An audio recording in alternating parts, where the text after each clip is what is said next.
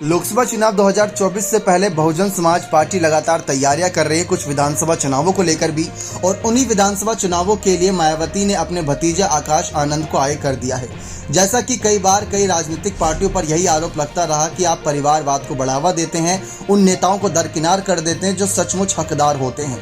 ठीक उन्हीं बातों को ध्यान में रख के आकाश आनंद को जब आगे किया तो मायावती से कुछ नेता नाराज भी हुए और कुछ नेता ने इस बात को लेकर सहमति भी जताई कि हाँ, मायावती के बाद आकाश आनंद अच्छी भूमिका निभाएंगे। लेकिन सवाल ये आता है कि मायावती क्या अध्यक्ष पद पर बनी भी है, क्या अध्यक्ष पद से भी इस्तीफा दे देंगी? क्योंकि आकाश आनंद का कद बढ़ाना है तो कोई ना कोई बड़ा पद देना ही होगा। जैसा कि आप सभी को याद ही होगा, नेताजी के समय में ही यानी कि मुलायम सिंह यादव के रहते ही अखिलेश यादव को सपा की अध्यक्ष कुर्सी मिल गई थी। तो ऐसे में मायावती के रहते में जिस तरीके से राजनीतिक रूप से मायावती सक्रिय हैं, क्या उसी के दौरान मायावती आकाश आनंद को अपनी अध्यक्ष कुर्सी सौंप देंगी?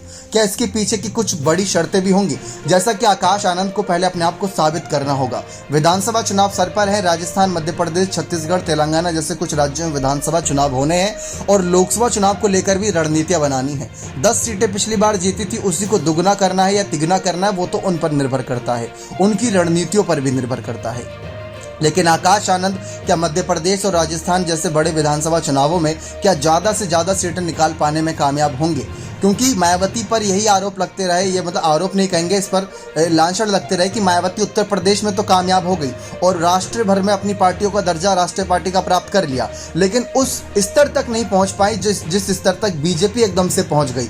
बीजेपी भी ज़्यादा पुरानी पार्टी नहीं है, लेकिन बीजेपी ने अपने नेताओं के दम से जिस तरीके से वापसी करी, कभी 2 इनके सांसद हुआ करते थे, 300 से ज़्यादा सांसद हैं, तो इस तरीके से मायावती की पार्टी से भी उम्मीद की जाती है। लेकिन बात जब अध्यक्ष कुर्सी की आती है तो कहीं ना कहीं आकाश आनंद अगर अपने आप को साबित कर देते हैं तो हो सकता है इन फ्यूचर जैसे अखिलेश यादव को कुर्सी मिल गई थी, ठीक वैसे ही अखिलेश यादव की तरह ही मतलब मान लीजिए बहुजन समाज पार्टी में ही आकाश आनंद को यहाँ पर आगे बढ़ा दिया। जैसे राहुल गांधी को मिल गई थी बहुत ही युवा अवस्था में, बहुत मतलब एक फ्रेश चेहरा थे राहुल गांधी, लेकिन उनको कांग्रेस की अध्यक्ष कुर्सी सौंप दी गई थी ताकि कुछ बदलाव हो सके। अब ग्राफ नीचे ही जा रहा है बसपा का और ऐसे में आकाश आनंद अगर उसे उठा देंगे तो ये मायावती और उनके नेताओं को फायदा देगा। तो ऐसे में देखना दिलचस्प रहेगा कि मायावती इतनी बड़ी जिम्मेदारियां आकाश आनंद पर सौंप रही हैं और खुद जमीनी स्तर पर नहीं उतर रही, तो क्या अध्यक्ष कुर्सी भी मायावती इस्तीफा देकर आकाश आनंद को सौंप देंगी? ये देखना दिलचस्प रहेगा। बने रहे चैनल के साथ। बहुत बहुत धन्यवाद।